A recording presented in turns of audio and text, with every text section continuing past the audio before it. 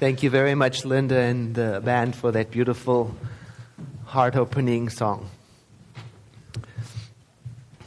Just this last weekend, America began to bury its dead from the Virginia Tech massacre that cost some 33 lives in what has been described as the worst mass shooting in the country's modern history. At times like this, people all over find themselves questioning how to understand and how to respond.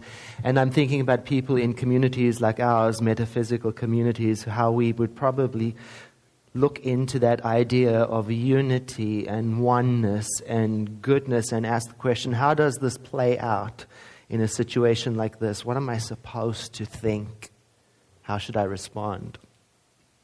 As I was thinking about it, I remembered when I first went back to South Africa for the very first time. You know, I had been here as a minister for quite a good deal of time, and when I went back, I had an opportunity to visit the metaphysical science of mind community there. Over here, I had experienced a lot of good at work in the world, and I had benefited so much from the teachings here and had the chance to face various personal challenges and navigate through life assisted by this philosophy. And it wasn't until I got to South Africa that I had an opportunity to really examine my faithfulness to this teaching. Because I was in a completely different setting in South Africa, you know.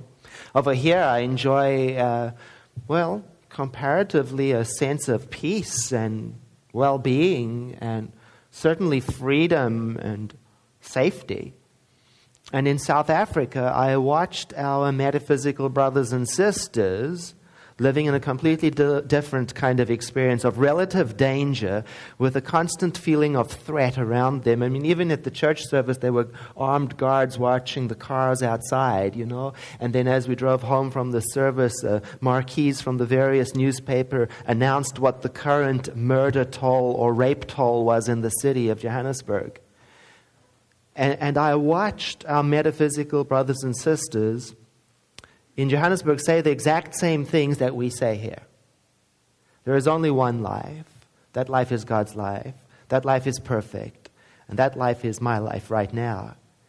And I wondered if I would be able to do the same thing. I mean, sometimes I get all messed up with the most trivial things that rattle my world, you know, a perceived mistreatment. Somebody says something who has an opinion about me. I mean, sometimes I can get really spun out just, losing my keys, you know. And I realized I can't even imagine what it must be like to come home to the news that my children were shot at school, and if I could stand in my faith at such a time. And I can't help but think of the tremendous example set by the Amish last year of forgiveness and faith. And I could see in South Africa among these metaphysicians how profound their connection personally to the teaching was. And I guess I want to say because it was tested, but that sounds like some outside power. I guess because they live in a taxing place on the planet. Perhaps more so than where I am here for various reasons. And I've been reading in the newspaper all the commentary and opinions about the shooting. And as I wade through it, something is really emerging that I'm realizing again. And I think it's this, that everybody is trying to do the same thing.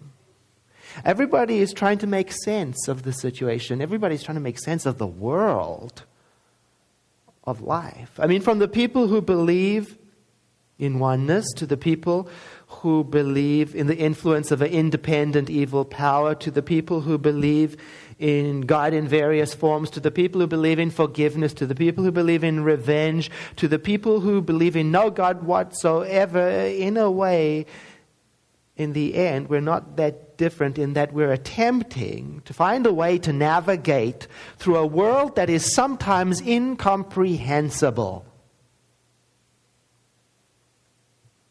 And it made me remember that there really isn't any one-size-fits-all explanation to life. There is no one-size-fits-all explanation to spirituality. There isn't any one-size-fits-all to anything.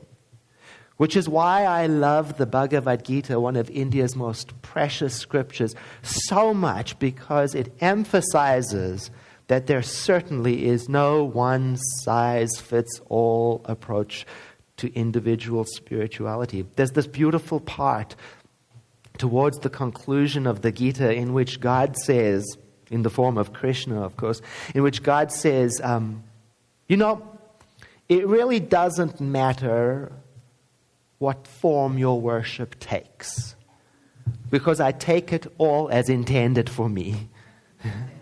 And then I'm paraphrasing, of course, and God says, even those who are way off base, I accept it on the basis of their sincerity. And I thought to myself, now there is a God idea worth respecting. And I mention it because the book we are using this month, A More Ardent Fire by Eknath Easwaran, is really a commentary on these verses that I'm mentioning in the Bhagavad Gita. And it's about that part in the story in which the central character, the Prince Arjuna, is trying to make sense of an incomprehensible world. He is facing a world that is on the verge of war, in which his loved ones are about to be obliterated in senseless destruction. And he's trying to figure out how to be with it. He's trying to understand it. He's trying to piece it together. He's saying, what am I supposed to do? What is the best way to stay in the consciousness of unity facing this? And that's what we've been looking at up to now. And in the conversation, God, in the form of Krishna, in the stories, is explaining to the